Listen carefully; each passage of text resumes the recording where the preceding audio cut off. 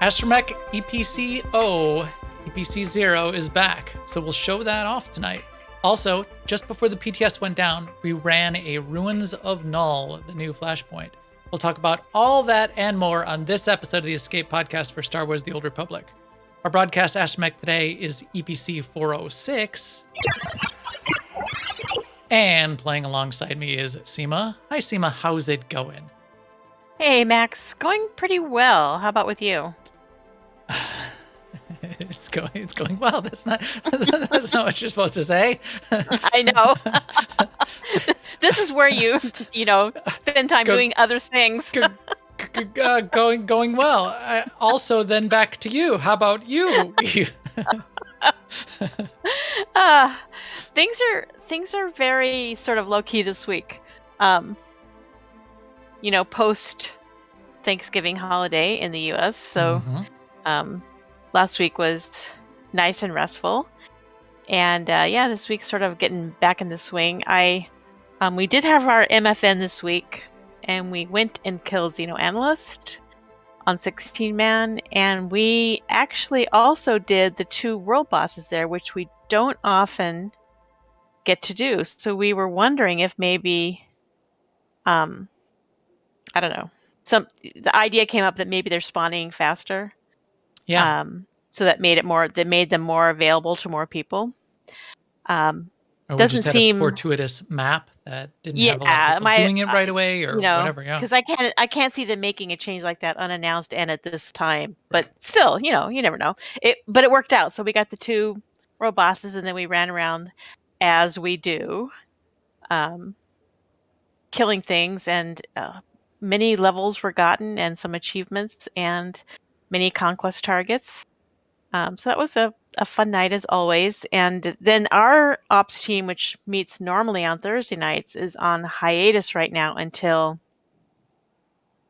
January-ish, after we level to new heights. When the X-Pack drops. Gear up a little bit. Yeah. And get a operation. Well, we'll do some of the other ones too. We'll try them out. I mean, I'm a little anxious because new things change and all that. So yes, we'll see what happens. But we're going to talk about that. And like you said in the intro, last week when we didn't have ops, instead we went over to the PTS and ran the Flashpoint, and Corley and Lucy came with us. So we're going to talk about that tonight, share some of our experiences. And there's so if you're worried about this, there's no story spoilers. Correct. We're leaving out. Yeah. There's no story cutscenes anyway that you could see, but we're also going to leave out a couple of things just for you. Right.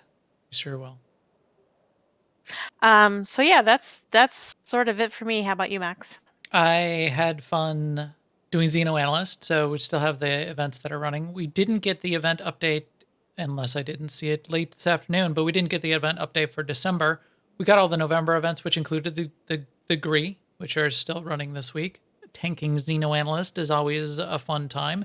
And then we did the 2 world bosses too, so that worked out just fine. Tank just doing that little run behind the pillar makes me remember that range tanking used to be a thing, because you can sort of lead off like you're leading off the bases, get away from the boss a little bit when you're getting ready to run behind the pillar. On my Vanguard, that we haven't had that idea of range tanking since really beta. They didn't even put it at launch.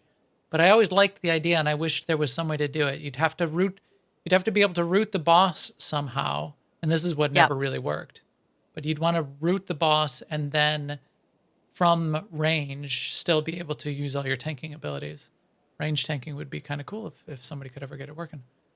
But that was good. Or maybe they could do like a permanent version of like Hunter Misdirect and WoW, where you had like some kind of a companion that worked with you, but all your threat that you were managing went to your companion. Yeah. Once they implement the new class that I designed, the Droid Handler. Yes, that's right. It could be your droid. The Imperial side will be Droid Handler, and the Republic side will be Creature Handler. Those are the mirror classes. And yes, I like it. So then that you can range tank with your and then you could like droid. as time goes forward, they could get more and more choices for what those creatures and droids are. Like you could have a giant Right. bunny tank. And maybe you could go out and capture, like, tame animals, but then also track down and take over droids, hack droids, and add them to your collection. That would be super cool. So it did that, did little grease stuff. My characters are relatively up to speed. I'm not spending a lot of time. We talked about this. I'm not spending a lot of time with a bunch of super prep. I'm mostly just clearing out inventory, but I'm not like getting quests ready and making sure. I don't even care all that much about like XP boosts. We're going to have a nice leisurely, I think, amount of time that we're going to have content coming out over the course of the next 6 months. I'll tell you what I'm going to do, though. And I thought I'm of happy about this week, which is I'm going to take pictures of my UI on the characters that I think I'm most likely to level and play with first, so that when everything changes in terms of abilities and loadouts and all that stuff, I can have that as a reference, so that when I'm playing and I go, wait a minute, where's my such and such? It used to be on, wait, what key did I have it on? Right. I already have that for my mercenary and for my vanguard in both of their specs, and for off specs, innovative ordnance versus arsenal, that kind of thing. Yes. So I will want to do that, and I think I have it for my lightning sork. I just need to make sure I need to do it for my couple other ones that I have about them somewhere, but I'm just going to make sure I have current ones, and also make sure my my interface editor thingy is saved, and yeah.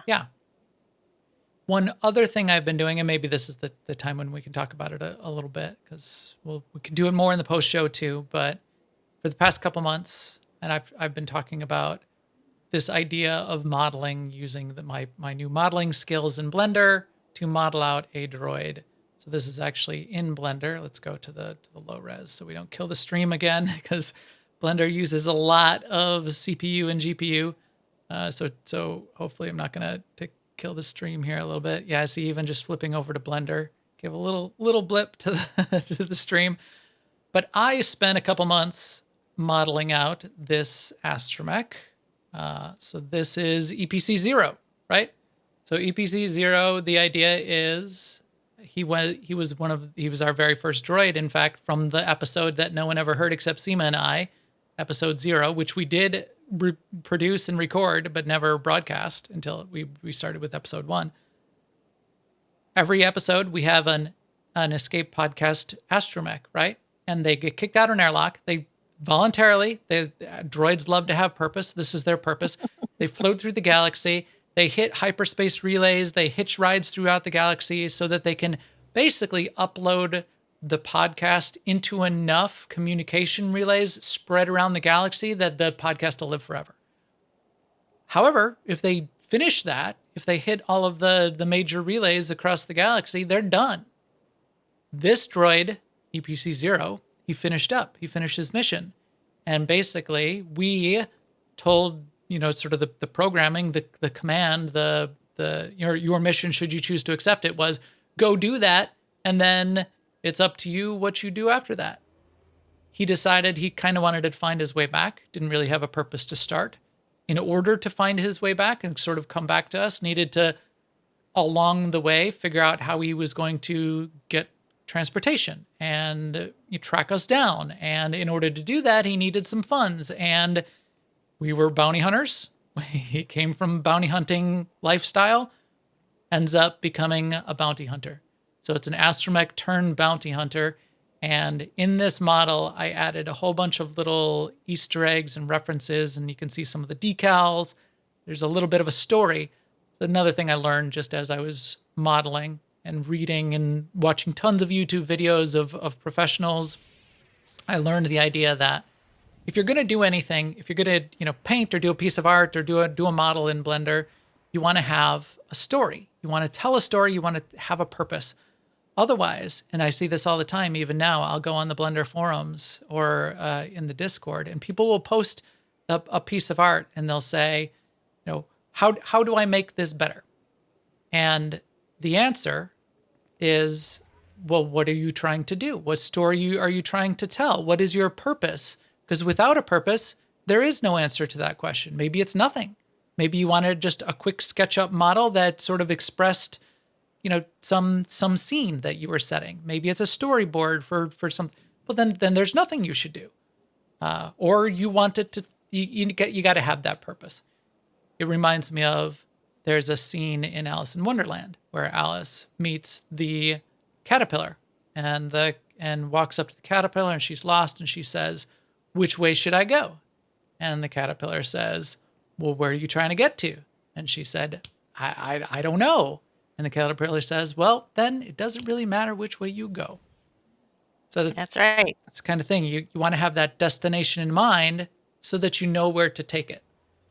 So as, long story short, long story long, I made up this story in my head as I went along, and I wanted the droid to be a bounty hunter, and that was its purpose coming back to us. And if it was going to be a bounty hunter, well, then it was going to need some tools of the trade, right? And I wanted to add in some Easter eggs and references. So if you look close around it, there were some basic things, like I wanted it to have this articulator arm, and you can see there's a little electric shock coming off it, so it could stun people. It would be able to still manipulate, grab people, bring them along, shock them, stun people, collect the bounties. So that there's basic pieces like this. The other thing I wanted was a mix of Old Republic and maybe some of the new elements. So the legs and the wheel in the back. So if we spin them around here, this idea of how this wheel looks in the back and the way that works, that's very Old Republic. It doesn't show up in sort of the new movies of the New Republic. The arms going forward, I did a bunch of research and collected a bunch of pictures of various astromechs in Old Republic, in the animated series, in the new movies, in the Bad Batch, and picked out the elements that I wanted to mix. So the round body part is obviously New Era, and the round dome, that's kind of R2-D2-ish. The legs forward and the wheel in the back, that's more Old Republic, T7-ish. And these panels on the front are Old Republic-ish. I wanted to have that kind of mix. And then I started saying, okay, well, what else is a bounty hunter going to need? And I figured, well, bounty hunter is going to need some weapons. And this is something I did 2 months ago on the side, and as a separate side project, is this gun. I put it out. I don't know if people remember, I put it on Twitter, but that gun is from The Mandalorian. And so one of my favorite characters in The Mandalorian is Bill Burr. And Bill Burr had that little articulated arm that came up off of his backpack. And I studied the pictures from that and modeled this gun and textured it based off of what Bill Burr has in The Mandalorian. So that was quite amusing to me. So that I put that together and added that in. But then you can see around, I started adding some more things. I figured bounty hunters, they got to have backpacks, right? So it's basic backpack. In fact, I think I've got a rendered version. Again, I don't want to stress the server too much, but kill my stream. But the base part of the backpack is modeled directly off of the Mandalorian, Mando's backpack in the Mandalorian. But the rocket is Boba Fett's rocket. This tube, and it's intended to be a carbonite blaster arm, like a carbonite freeze gun. That tube and the blaster plugged into one of the canisters in the backpack. That was my own invention. I wanted to add that in there. And then finally, I wanted to beat him up and scratch him up and give him a lot of damage and some decals and some detailing. He's a fighter. He's been through a lot. He's been through a lot just in the basic journeys, and then out there collecting bounties, getting into a couple gun battles. So he's got a gash still that hasn't been repaired. It's just got the little metal patch over the front of it. He's got a big dent in him. He's got some scoring from blaster fights, and then he's just got a whole bunch of little dents and scratches in the texture. And then the decals on it, it's got the Old Republic SWTOR decal on the top. It's the half Imperial, half Republic decal on the top. He's got a decal from the Mandalorians. He's an honorary Mandalorian. There's a story behind that. He's got a Havoc Squad decal on his other shoulder. There's a story behind that. It's tucked over here on the side. You can see in some of the other views on our title screen of the new title screen for the podcast. It's the AIE logo over there. It's got Orabesh written around here. I posted this on Twitter. Intisar, who does This Week in Orabesh as his blog, he picked that up right away, translated it. It is actual Orabesh writing. It says EPC-0 New Overlords. So that was my little side element to basically sort of sign the art piece. Another thing you want to do with your art, because if it gets out there and it floats around, it's good to have a watermark or your signature on it just so people know where it came from. And they can't say, this is mine, because then you could say, no, I put my name on it right there, you see? So that is not yours. That's so right. This was a blast to do. That's the story. That's the detail behind it. So there's questions in the chat room. We'll talk about it more after. How does it operate? Does he lean forward when they launches that fusion missile? It's still guided, even when Mando or Boba Fett lean forward. I think that's just to get their heads out of the way. It's still a guided missile, so he could probably just stay in his current. I don't think he needs to lean forward, but he could, because if you see, there's a little bit of a glare underneath on the floor. He's got rocket jets. He can fly. So he could tip himself, he could launch off the ground, tip himself forward, and maybe this door over here opens up and it's got a flamethrower in it. I didn't want to, busy up the image too much, but maybe he can do a little flamethrower, death from above. Who knows what else he can do? You don't want to find out, is what I'm saying. Warm or cold, he can bring you in. But yeah, it was a blast to do. It was a lot of fun. It was a lot of fun thinking up the story. And now we've got a new little droid that's going to show up in our thumbnails and in our album art and things like that for the Escape podcast. All right. Now I think we can move on to the news, but I wanted to unveil that. And as I said, you'll see it elsewhere. And after the show, in the post show, we can talk a lot about it a little bit more, and I can show you more up close. And I gotta say, if detailed there's someone numbers. who normally just listens, take a few minutes to come to YouTube and look at EPC-0. He's really gorgeous. Yeah, I tried to make this segment about me describing and telling the 1,000 words that the picture represents. But yeah, I'm happy for people to come see it, because I get a huge kick out of it, and even if no one else does, I got enough of a kick out of it to make up for the 2 months of work I put into creating it. So that was excellent. Had fun and learned a ton. All right, with that, we can get to the actual news. Now, an Imperial News Network report.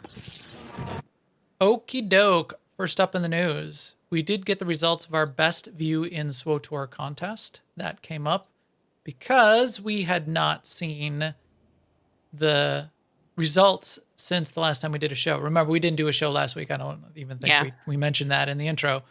We took off for the holiday, which you would expect. Well, maybe you wouldn't expect. Maybe you were angry and you said, "Where's my podcast?" Well, here it is. That's why we took off. They did post the results, including each of the winners for each of the planets.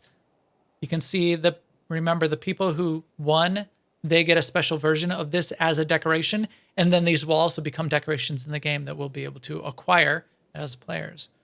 It's kind of cool. I think there were some really nice shots in here. I saw people posting saying, "Oh, that's a really cool shot," and mine was similar. So great idea, great minds think alike kind of thing. And yeah, I mean, this is one that I would have done. This Mech Shah winner, of course. I switched over to our Coruscant background, but my Mech Shah background is actually taken about from right here, just up this ramp a little bit, looking at the skyline there. That's a favorite of mine. But yeah, a lot of really great ones in here.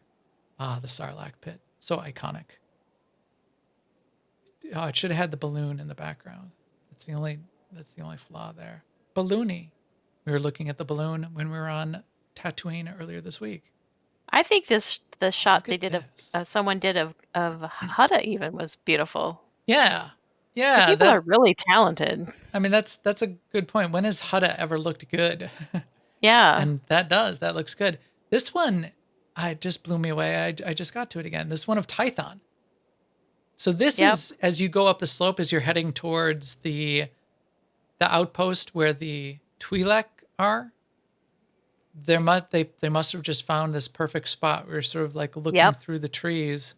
Wow, what a great shot! Right I know. there, looking at the temple. That was great framing there. And I thought the McKeb one was beautiful too. And when I saw it, I'm like, oh, I know exactly where they were standing. Mm-hmm.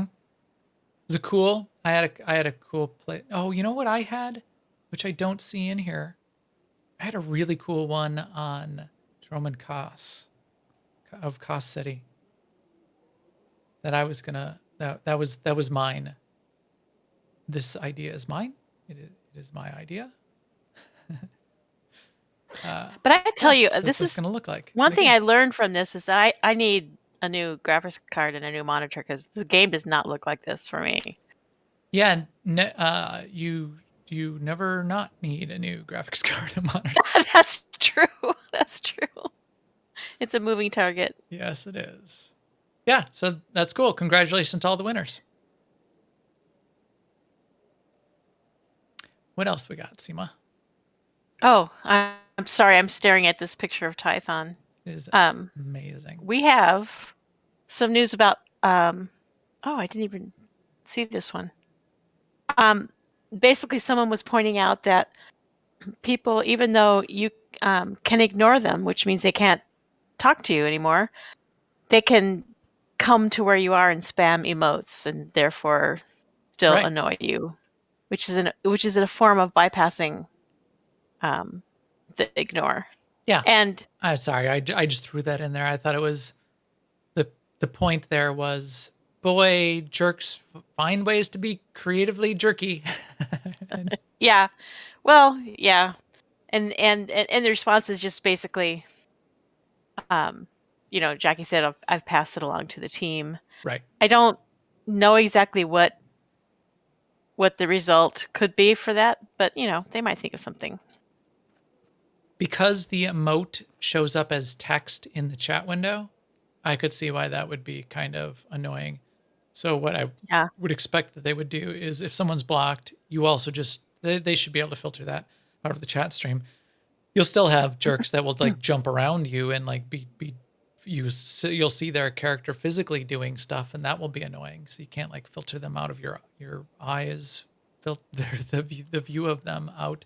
But you can then go into an instance maybe that's. But my advice to you as a fellow human being, if you're experiencing this, that person most likely gets their energy from your reaction. So just don't react. Right. Don't engage them. Just stand there, make it look like you're AFK, and they will get bored and go find somebody else to go do that too. I'm not saying that's the right solution or you deserve to go through that. I'm just saying that is a way to deal with it. Yes. Hopefully we'll find real solutions so that jerks get reported and blocked, but we'll need to work around it until those get implemented. Also in the news, there was some clarification, as happened for the switchover when the Conquest target changed for the 6.x patches. Because the individual Conquest target is going from 50K to 100K when in 2 weeks when 7.0 comes out, you will need to have hit 100K on an individual character so that on Tuesday morning when things switch over in 7.0, the new goal, the new target will be 100K, and your character will have had to reach 100K to get the new reward in the new week. So you'll get the 50K reward when you hit 50K the previous week during the week, the personal reward, But the guild reward, if your guild hits their target, you need to be at 100K. The guild conquest doesn't change. So your Right. guild will still hit their target. That doesn't change for 7.0. It's just the personal total of needing to be 100K. So I don't fair know about warning. you, Max, but with all the stuff, thinking about combat styles and all the things happening with the, um, with the release of the new S-Pack, Conquest is kind of in the back of my mind this week and probably next week too. So I don't know if I'll be hitting 100K on a bunch of characters. Yes, you mean sort of like lower priority, not something I'm worried Yes, about. although I have to say, I have had several characters that get like multiple hundreds. So, you Right. never know. I'm not too worried about it either. I'm kind of on cruise control until the Mm-hmm. expansion at this point. I'm cleaning up some other stuff. I finished the modeling project here. Probably from afar, I'm not leveled up enough to even to bother with it, but I'll peek in on our part of our guild that's seeing expansions and updates in a bunch of the other games that are coming out this next week, and I'll just ease into the next 2 weeks and then be fresh and ready to go when 7.0 hits, and be ready for that first server downtime to get 7.0.1 ready to go, hot on the heels of it. I'll be going, oh, that is not how I thought that was going to work. Okay, next. We should start a pool on if there will be like things like login queues or anything really crazy like that. That would be interesting to see. Speaking of getting 7.0 and leveling up either brand new characters or even leveling from 75 to 80, which won't really be impacted by this, but tell me about leveling gear in 7.0, Zemo. So, there are gear sets that you get as you work through the class story. Those are not going to be available after 7.0 comes. So they are going to replace them with gear that has the same look, but they are having to change the gear over for reasons Right. that have to do with combat styles. So, yeah, if there's a particular set that you were really wishing you had gotten, I wouldn't worry about it too much because you're going to get the same look. And yeah, but yeah, they will be going away. Right. And those are sets like, here's a list of some of them that are called Apprentice, Accurate Cunning, Requisitioned, Tarnished, Aftermarket, Carbon Scored, Decorated, Battle Scarred, Toxic, Thermal, Unleashed, Visionary, Corellian, Crystalline, Fractured, and Yavin. Right. So stuff you get as you level. Right. Exactly. So the things that you're getting as part of your class story, things that are coming from, various places along the way, I think a lot of us either don't even remember these or just sort of ignore them. I don't even look for them at all when I'm leveling up these days, but they're unique looking and interesting. So there will be ways to still get, even if you don't have them right now, you'll be able to get similar styles that you could use in Outfit Designer. If you have anything currently stamped into the Outfit Designer, that doesn't change. That doesn't go away. Right. Those stick you won't there in lose your outfits. outfit. Right. Yeah. That's cool. Jackie mentions also too that they do have a goal of making all the origin story armor available in Bind on Legacy versions on the planetary vendors, which I think is a cool idea. I can't remember the last time I went to a planetary vendor. There are a lot of good planetary vendors and rep vendors along the way. that used to be part of the deal for me. I need to go visit them. You can find some really interesting things, including a lot of companion customizations once you have some of the basic rep. Like you go to Balmora, you go to Balmora in Bugtown, there's a vendor inside of there that has one of the best companion customizations for Chemval. But you got to really seek these things out. You can go to some of the customization sites, like SWTOR Spy is one of the old ones. SWTORista probably has a ton of these. And then track down where you look for a companion customization or look for an armor set, and it will tell you where some of these exist. There's a lot of really cool, and some of them are even legacy bound sets that you can go out. Like there's a great one on Zakul There's a cool one around what's the planet that had the ritual that turned into and that turned it all to ash, and it's got the monoliths running around on there. Ziost. Ziost. Yeah. Is it Ziost? Yeah, I guess it is. Yes. Well, there's a ship named Ziost in the Imperial fleet, the Ziost Shadow. That's confused me true. there for a second. Because Ziost became a shadow. I guess the Shadow of Ziost. It's interesting. So yeah, a lot of great sets. Go track them down after you level up to 80 and get all your gear up to 326 and then 332. Also, there's a bunch of discussion around this. There's a little bit of clarification, and there seems to be some continuing confusion. So I'm going to explain this in the way that I think it works, and the way it was corrected in the thread so far. This could get either further corrected or clarified. Supposedly if you read the complete thread, even after the clarification from Jackie this afternoon, you could have some other weird ideas around this. But here's what was supposed to happen, and here's where things are at. So what they were hoping to maybe do, even though this never worked on the PTS, and I didn't know that even though that they were trying to do this, but they were thinking maybe as you log in 7.0, no matter what your character is or what your class is, you might be able to change your basically your root class to be one of the new combat styles and change it to one of your combat styles that you're allowed to change it to. Well, you're not going to be able to do that. So the way it's going to work is whatever you do in character creation. So this includes old characters or new characters, and this is the way new characters are always supposed to work. Your first combat style is what you do in character creation. Your second combat style you can add on afterwards, and you can make that something different within the bounds of what you're allowed to pick. The one exception to that is Force users. If Force users have met the requirements, which is light or dark, you've gotten the achievement to be able to switch to the mirror side. So say you're a Sage and you want to go to Lightning Spec, you need to have Dark 5, and you need to have completed Chapter 3. If you've got those legacy achievements, then when you log in, you'll get the quest pop up.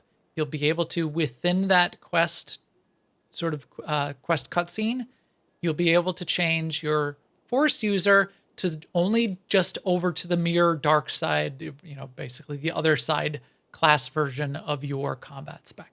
So you're not actually changing. You can't take your Sage and give them a Sith warrior or a Marauder combat style for your first class. For your second combat style, then you can switch to any of the other 4 styles. So while that might seem confusing, it's actually not. Your first combat style, you create in Character Creator. Your second combat style, you pick later. The only extra twist is if you want to go from Sage to your Sork version or your Sork to your Sage version, there will be a little extra step with a cool cutscene, which we sort of showed off some of when we were dancing around on the PTS. Once we get in there, and this is what Seema and I were talking about before the show, there's a lot of these things that just aren't completely clear or aren't gelling in our minds 100%, and they're not going to.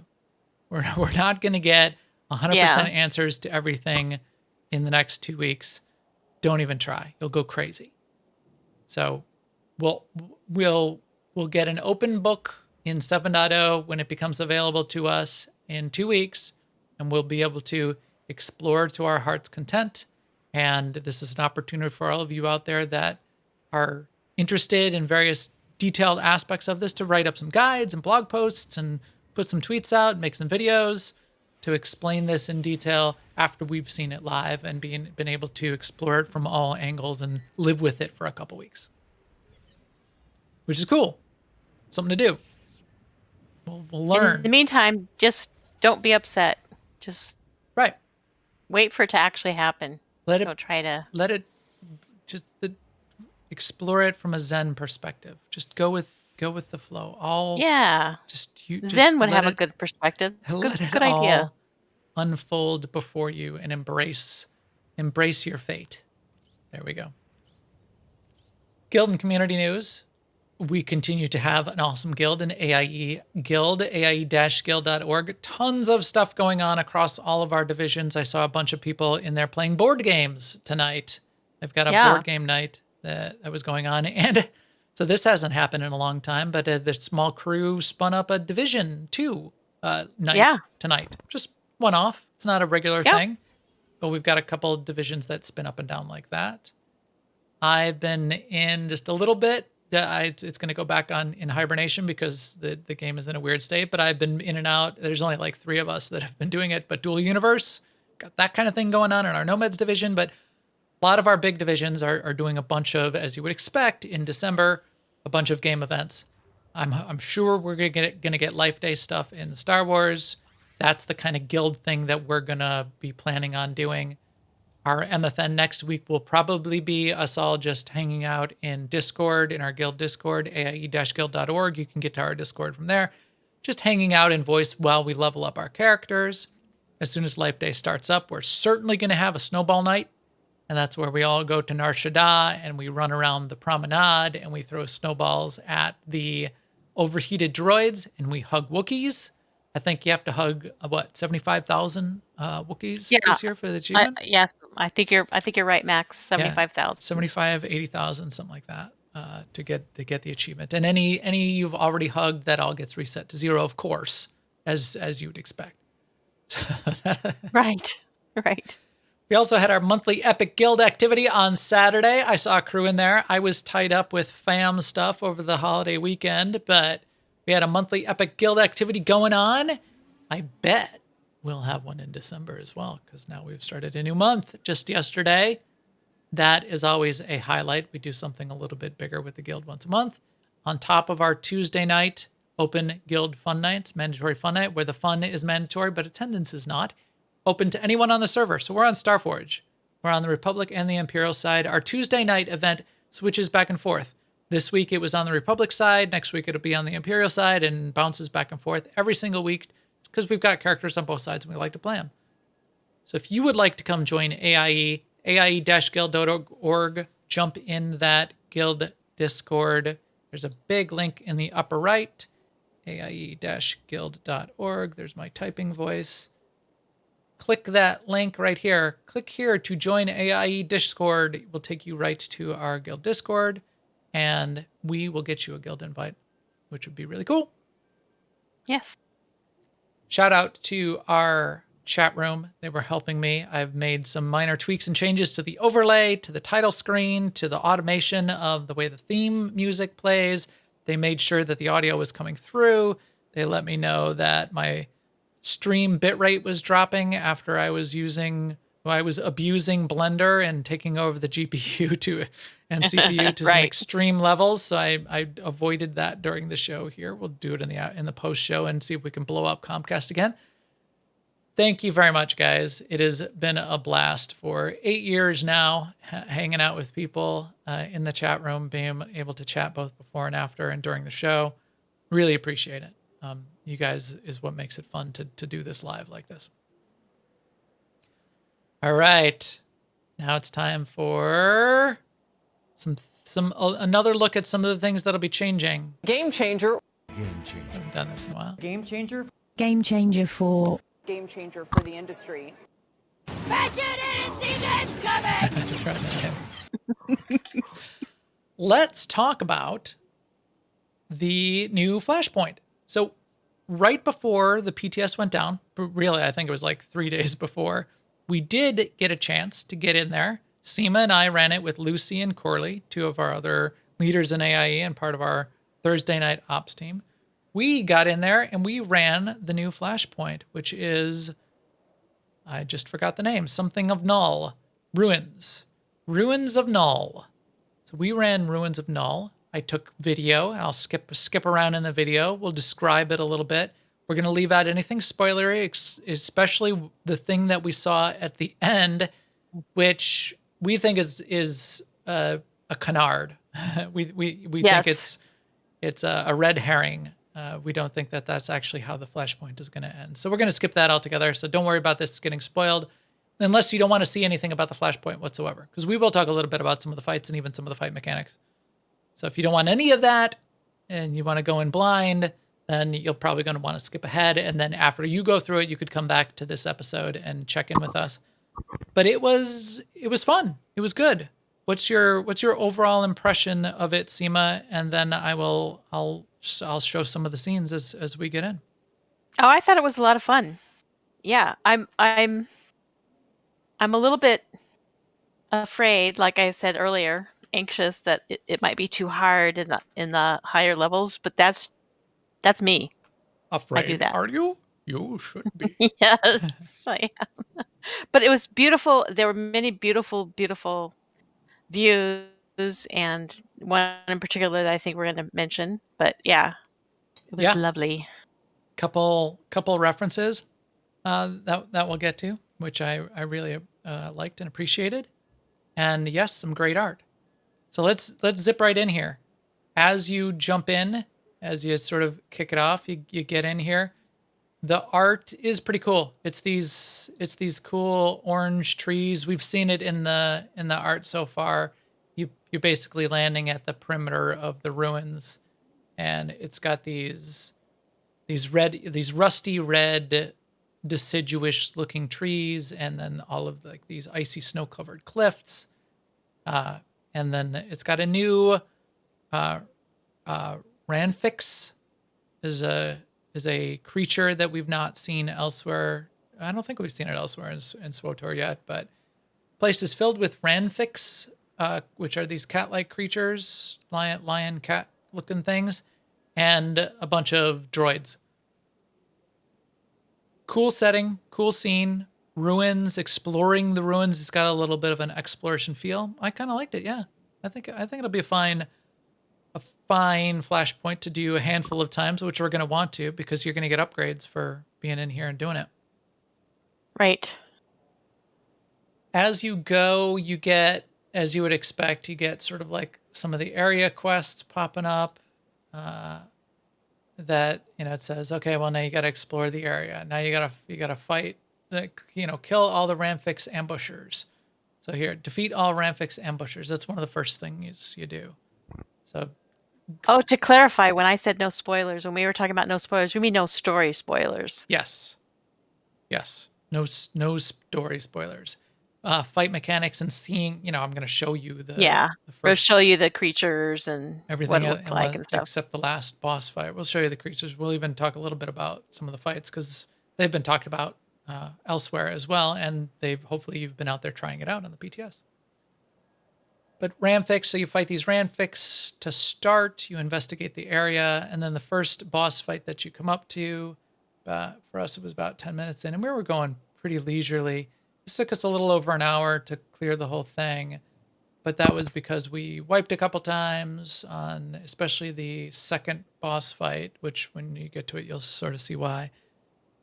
And we were taking our time checking things out and going back and forth and looking around a little bit. Didn't see a lot of like Easter egg kind of things. You know how in the Jedi Enclave there was a little like the food dishes with the three pets. I didn't see any of that kind of stuff in here so far. So I don't know if they're going to have little either like lore things or little side discovery or side achievement kind of things, but I didn't see much of that just yet. So it may not. This may just more be focused. This is part of the story, so there are going to be cutscenes, and there's a reason you're here. Remember that's already been told as part of this. There is a reason that you're coming here. This is a story element of why you would be coming to the ruins of Null. But here's the first boss. It's the Apex Ranfix. Again, very cool looking kind of creature thing there. I like it. It's got like that. It's got like a water buffalo horns coming out of like a lion's face and the body of almost the body of a dinosaur.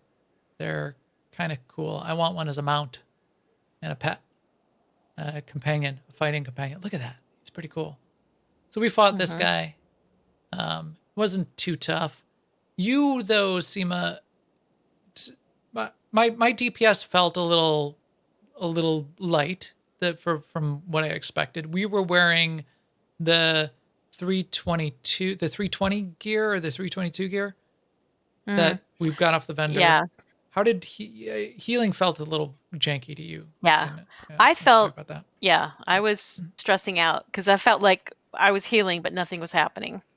Yeah. And this is veteran mode, right? Yeah. Yeah. Yep. It's not master mode, but still vet mode. Yeah. We would expect to. And in vet mode, we did have a tank and a healer. So sometimes in vet mode, you don't. But yeah. I don't, like the tuning is not done at this point. And also, Right. even though we had eye level gear, we didn't have set bonuses and we didn't have, lots of Tacticals. stuff. We Yeah. didn't have our legendaries, but I think we had a couple baseline things, but we didn't have all of that stuff sort of worked out. Corley says we also had some issues with gear. If like two kinds of issues. One is gear was unequipped at one point, but the more fun part that you'll see here in a second, we actually showed off at the podcast 2 weeks ago, was the graphics of the gear were making people's body parts disappear even though they were equipped. So we'll get to that too. I forgot about that. That was hilarious. So you'll see Seema's legs missing and her torso floating in the air here shortly after. I think right after this fight, they get. Yeah, because I got an upgrade. See, we're taking a bunch of damage here, and it's hard to heal up. And we keep having to pop these heal stations, which Seema is a vet mode, nightmare mode quality healer. So if it is difficult, that means that the scaling is a challenge, and it's going to be a challenge for a lot of people. So we fought this guy for a while, yada, yada, yada. Not too tough of a fight, but still fun nonetheless. You defeat him, and then, let me see, I'll get to it. 1440 here, where you see the loot coming out of it. So we looted it, got Decurion isotope stabilizers, tech frags, processed isotope stabilizers, and then chance at gear pieces. I didn't get any gear pieces from this guy. I did get a gun off of one of the other fights. Seema did get armor piece off of this. She got the Elite Decurion Medtech's leg plates. And then we're going to see it here. I think Seema's about to equip them. She got legs. Let's see you equip those. There we go. There's Seema, or I think this might be Lucy.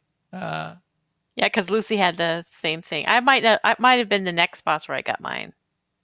They Yeah. are missing. They are. It's not just like you can see their skin of their legs. In fact, if you look at 2 weeks ago, the thumbnail on YouTube for the video has Seema standing on the fleet with her legs missing. So we talked about that quite a bit. It is captured for posterity. Oh, there, you just put yours on too.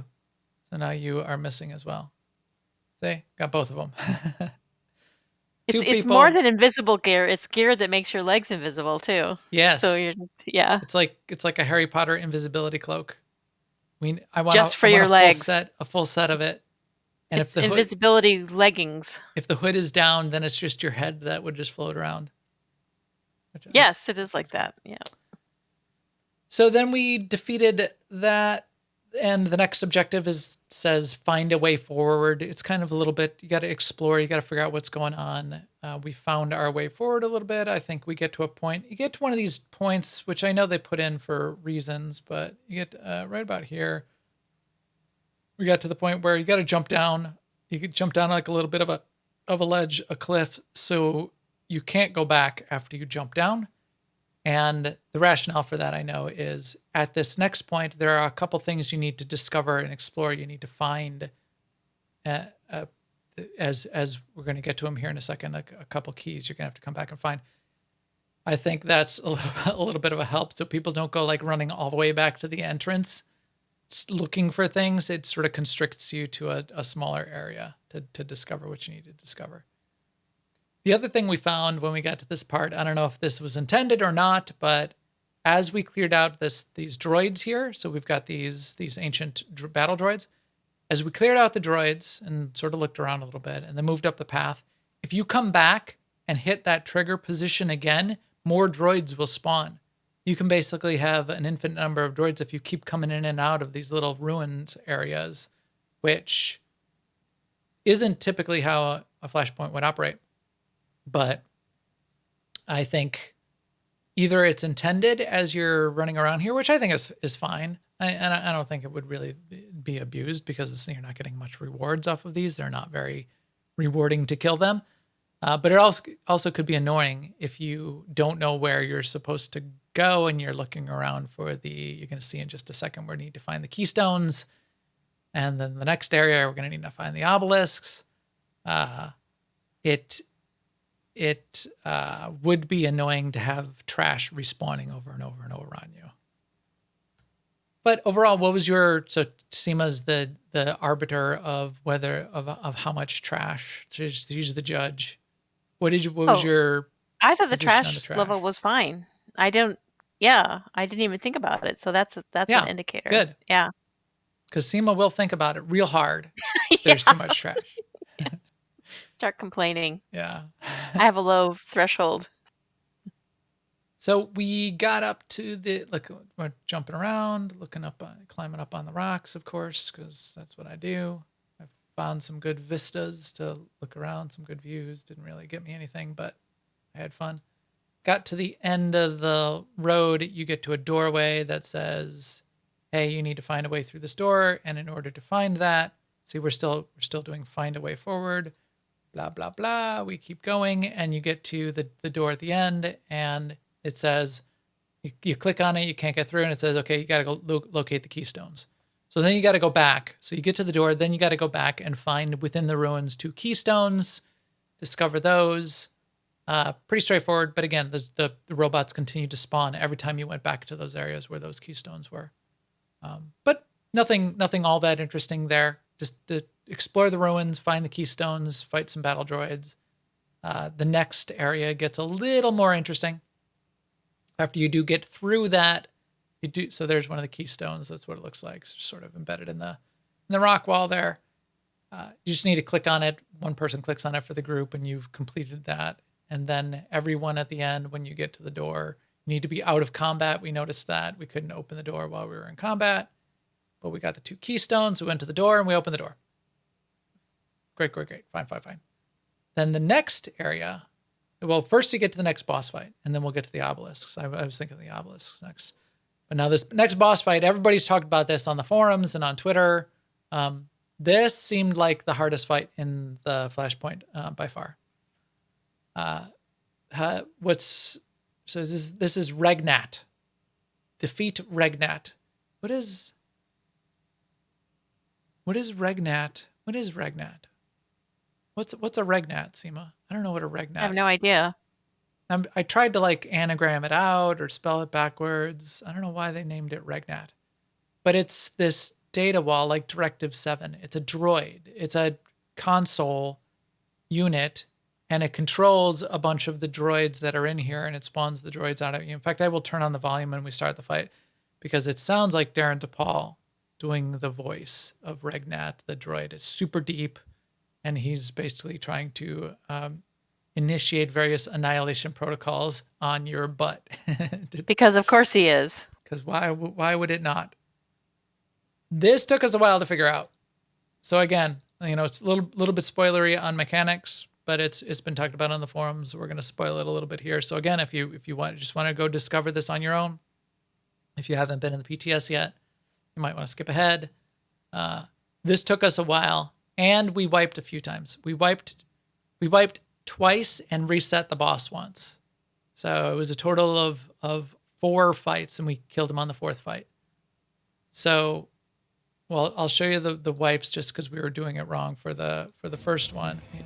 It's a robot. Because Here. Here's some music. Ooh, all these laser beams. Listen. But this is a pain in. Oh, Esther mode. I don't know, but since I don't have any legs, they shouldn't hurt me. Okay, we probably have to. Oh, here's a. Just saying. That one's a red shield. Hearing it, can't shoot it. Where's Regnat? Come on, Regnat. Unshielded. Massacre. There. Did you hear him say massacre? Yeah, that sounds like him. Massacre. So we fought this for quite a while, not understanding. There's these 3 shielded and 1 unshielded data cores around the outside of the room. We had no clue on how to do this, so here's a primary processor core. So we were just running around killing stuff for a long time. And then Corley figured it out, which was there are volatile droids. One of each droid in the pack is a volatile droid. And the volatile droid has a little explosion effect around it when you blow it up. So what you want to do is you want to drag the volatile droid over to the processor core there and kill it next to the processor core, and it explodes, and it takes out the processor core. There's 4 processor cores around the room.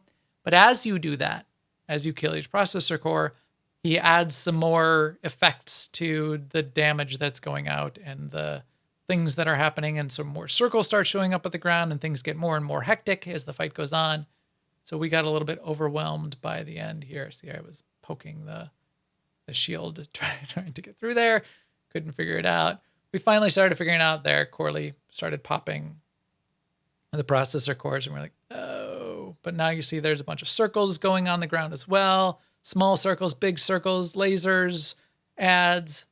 You got to control the ads a little bit as you're staying out of all of the lasers. It is you're running around a lot. This is a hard fight if you have a lot of long cast abilities. So you may want to switch to your loadout that's a little more instacast for whatever you might be doing. Because by the end, when you get to Regnat and you're trying to kill Regnat, there is just stuff everywhere, and you basically have to just move nonstop. So it got a little bit annoying. But we wiped because we had been fighting for about 8 minutes by this point the first time. We wiped once. The second time, I hear it, at 40, 50. We fought. We had it figured out by then. Except once we killed the last core, I got this bright idea that I wonder if we can damage the boss by dragging one of those volatile droids, because his shield went down by dragging one of the volatile droids in by the boss there. So I went over here and I was going to get a volatile droid because we had 2 people dead, and I went a little bit too far, bonked up against the end there. It just seems more of a bug. You shouldn't be able to do this, but it reset. It reset the fight. So if you see here, the boss just reset and the shield just came back up, and I'm stuck behind the shield with the boss. That was the best part. Max got I'm just stuck back there. He's immune, but I'm just trying to shoot him. It was a little bit frustrating. So that was wipe number 2. We just did a stuck it for that. Then we kind of had it down, but we wiped one more time before we killed him. But that was a good fight. I like these kind of fights that are a little bit puzzly, a little bit. You got to sort of figure it out, put some mechanics together. That's more than just a boss in the middle of the room. It seems like a good kind of Star Wars-y kind of thing. I think. Yeah, I like these kind of fights too. First of all, I like, I just wait for Corley to figure it out. Then once Corley figures it out, I'm like, okay, now I know what to do. Yeah, he did a good job on that one. And that's my, but I like this kind of a fight where it's fast and it's dangerous, but you can be successful. As opposed to something where it's like a lot of health and it's not dangerous, but it just takes forever. Right. Yeah. Or like there's, just big AoE damage ticks, and you just got to heal everybody, and maybe you got to turn the boss away, and it gets a little boring. And I mean, as far as healers go, I play my Merc, and I don't have a lot of. I mean, actually, all 3 healing classes are pretty mobile, but Merc is supposedly the more nuky of the classes, and I still don't mind running around in a fight like this. Right. The best class probably would be operative for being super mobile if you needed for this kind of fight. But yeah, I think you'll be able to do it with any of them. Plus, remember, on vet mode, you've got those healing stations too. Take advantage of those. Yeah. I mean, that's like, it's really like going in there with 3 or 4 teams, right? Because you get everyone up to full practically from one healing station Right. hit. So So here's a look at the gear. We're continuing to get gear. I did not get any upgrades. I got side grades. I had the it wasn't the elite. It was the something else Decurion gear that you buy off it was like Conquest Decurion gear or normal non-elite Decurion gear. Remember, Flashpoints is one set. So even though it was the same eye level, it was the elite set. So it was sort of like most kind of side grade, kind of upgrade, even though it was the same eye level. So I expected still to get an eye level upgrade when it dropped. I didn't expect to still be getting 322 pieces, but that's what I got because I had 2 322 blasters. I got 2 322 of the elite versions of the blasters by the end of the Flashpoint. I don't know if that was exactly the way it was supposed to work. I was expecting to get to like some 324s at least or something. But now that I got the elite ones in here, I could take those elite ones and I could upgrade them with the currency that's dropping in here on the Flashpoint Elite vendor. So there's that. That's the way that's supposed to work. Now we get to where the obelisks are. And the obelisk is a little bit of so it's bonus. You don't have to mess with the obelisks. We decided to go explore and click on the obelisks. And what it turns out is each of the obelisks is named something different. So if you want to do the bonus, it says investigate the strange obelisks. And then there's an optional bonus boss, which we did not fight and we did not explore because we messed up the obelisks. And then we wiped on the pass up the mountain. So we would have had to go back and get all the obelisks again. We decided to skip that. we ran out of time. Yeah. But there is a bonus boss if you get all the obelisks, and each of the obelisks, as you pick them up, give you a debuff.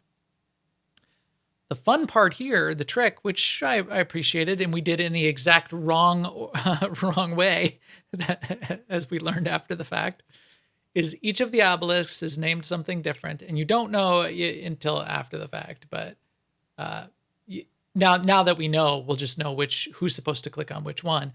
But each of the debuffs is tuned to be worse for one of the roles. Like there's one of the debuffs called the Curse of Parsimony that decreases all healing dealt. And by luck of the draw of the way we clicked on we had 4 people and 4 obelisks. We clicked on them all in the exact wrong order so that Seema as the healer had the healing debuff. And Corley, as a tank, had decreased to damage dealt, which he did, which wouldn't, no, that's what Lucy got as a DPS. Corley as a tank got increased damage from all sources, and he's the only one taking damage. And then what was mine? I forgot what mine was, but the idea. Oh, a dot. I had a dot on me, which. You could put that on anyone. I think you would probably put the dot on the tank. You would get increased damage from all sources and put it on either the healer or one of the DPS because they shouldn't be taking any damage anyway. Right. Decrease all damage dealt. You could put on the healer, and then decrease all healing. Put it on one of the DPS. So don't put it on the person that put it on the person that's not going to be affected by that particular debuff, and then you're good. And then you go fight the bonus boss and not have a debuff on you that's going to kill you for that fight. So I thought that was amusing and a good little puzzle as you went along. I like all the red bushes. Yeah, again, it's great scenery. It looks good through the whole thing. You see the snow coming down. The music was pretty good. Yeah, I like all that stuff. Yeah. But just a little detail like red bushes, it just communicates that you're on an alien world, which is where we want to be. That's why we're playing this game. Right. Then a favorite part of this whole place of mine, after you get through this area, you deal with the obelisks or not. you get to an area where even says on the map. So we got to this area. So it's the stairway that's pass up the stairway up the side of the mountain. And you got to click on these little grapple droids, and then there's people assaulting you and missiles coming from above. And if you stand in the missiles, they do a lot of damage. So there, you see it took a third of my health off standing in that missile. What we found is only the missiles that drop on you damage you. Missiles that drop on your friends, you can stand in their red circles. You just can't stand in your own. So that was, you kind of got to just go here. You can't like group up and wait for everybody. You can't stand around or you're going to get killed. Like there, I just took another blast because I was standing in my own red circle and I didn't click on the little droid fast enough. But we're walking up the side of this mountain and all of us were thinking, you know what this reminds me of? This reminds me of, remember in Lord of the Rings when they were going up the mountain and Saruman's got the blizzard and the snowy mountains. So we just said, oh, yeah. I went back through the video earlier today and it here, it's 106. So here at 106, let me find my marker, 106.33. The name of this pass that you're going up the side of the mountain is named the Red Horn Pass. So there it is, Red Horn Pass. Red Horn Pass is the name of the mountain pass. It's one of the names of the mountain pass in Lord of the Rings where they climbed up the side of the mountain. So it's the pass of Karadaras, also known as the Red Horn Pass in Lord of the Rings. So it's not only reminding us of that, it's a direct reference. It's even called. Yeah. I mean, that is pretty direct. Yes, I would say. So that, there's no, it's no, that would be funny. So the chat rooms mentioning Moria, the pass of Kardaras, there was 3 giant mountain peaks. What they were trying to do is they were trying to get through the Red Horn Pass, which are the mountains under which the mines of Moria exist. And so they were trying to go there. They couldn't make that pass in Lord of the Rings, and they had to instead go through the mines of Moria, which Gandalf didn't want to do for obvious reasons, especially as we learn later. It turned out badly for him. But it would have been cool in here if if you fail getting up the side of the mountain, if there's like some cave you could go down into instead, and like you have to fight a giant nasty beast down there or something like an alchemical beast to make your way through the underpass to get around. That would be hilarious. Starry Saber says that it does seem a little bit onerous and difficult and just sort of drags out the Flashpoint. Yeah, it's not. I didn't find it that fun. In fact, I found it kind of a pain. Especially since we got to the top and then we missed the main objective of what we're supposed to be doing here, which is defeat the Republic forces, which we were not defeating as we ran up the side of the mountain. We were just sort of ignoring them and kept running, and we had to go back and do it again. So not only do you have to run up here, stay out of the big red circles that are dropping on you, click, don't fall off the cliff, which is, it's very narrow paths. I nearly fell off, just running off. But you also need to, look at that. You're like winding your way through here. But you also need to be killing those Republic guys along the way, or you fail it, or you got to go back and do it again. I liked the reference. I liked the idea and the scenery. I did not enjoy. For me too. I mean, this is probably just me, but the item that you have to click on to get pulled across the gaps, for me, it could have been a tiny bit bigger. Maybe it's because I have a small monitor, but it was a little bit like I spent some time while the red thing was killing me going, is it here? Is it here? Is it here? Yeah. Yeah. And you can't like tab target it and, key bind anything. You have to like physically look on your screen and then with your mouse move over. I'm a keyboard hotkey kind of Yeah, me too. trigger reflex thing, and like having to physically click on things on my screen was kind of annoying, especially when you've got this giant red circle coming down on your butt. Look, I'm like freak. You can see me like freaking out here. I'm like, oh crap, I gotta click on the thing. It's go. Oh, the red circle's coming. And it's not short. You got to do that like 8 times. I'm clenching up every single time until I got to the top. So yeah, I agree. I think when we get familiar with it, it'll be, it'll be easier. But I think Starry Saber's probably right that it's going to be. Even then, we're going to be like, oh, we have to do this part now. And if you have somebody new in your group, and you're not on voice, they're going to die. And so then you have to like either do it without them or go back and get them, or it was hard zooming in on those. And Force Chuckle in the chat room says, "What is this? A graphics card for ants?" You're right, Force Chuckle. It needs to be at least 3 times bigger.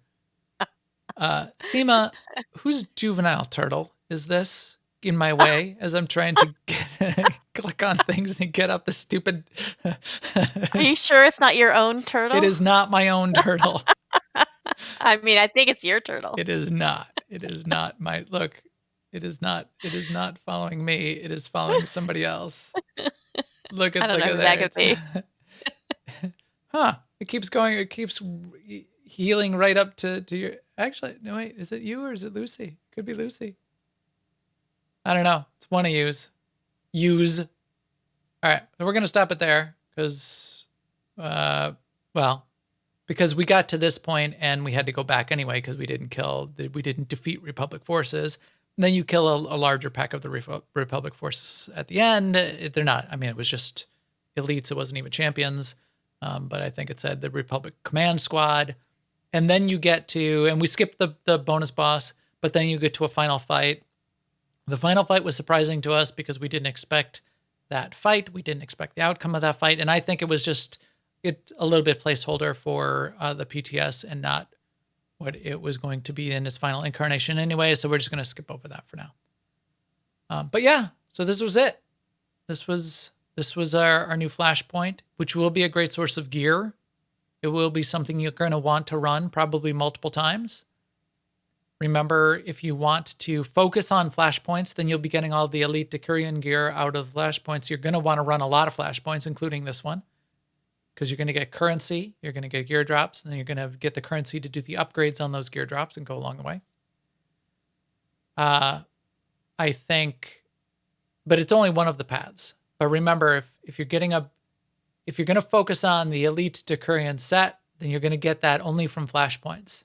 Now you can mix and match. You could be getting some of your gear sets from operations and some from flashpoints and some from conquest and some from PvP, but you can only upgrade a piece with the currency that comes from that activity. So if you get a piece of the elite Decurion, you're going to want to run some more flashpoints if you're going to want to upgrade that piece with running flashpoints, and because it's a flashpoint set, if that makes sense. So yeah, that is the Flashpoint. I think it's going to be fun, and we'll get to try it out for real in 2 weeks. Any final comments on our little experience in the ruins of Null, Seema? I'm looking forward to it, to the live version and the cutscenes. I am as well. I think it should be interesting, and yes, because it's going to be a key part of the story. You're certainly going to want to run it for that reason. There'll probably be a story mode version of it that you can run as well for that, but it's going to tell a key part of the story. This is a sequel to basically what you did coming out of the Jedi Enclave on Dantooine, just most recently.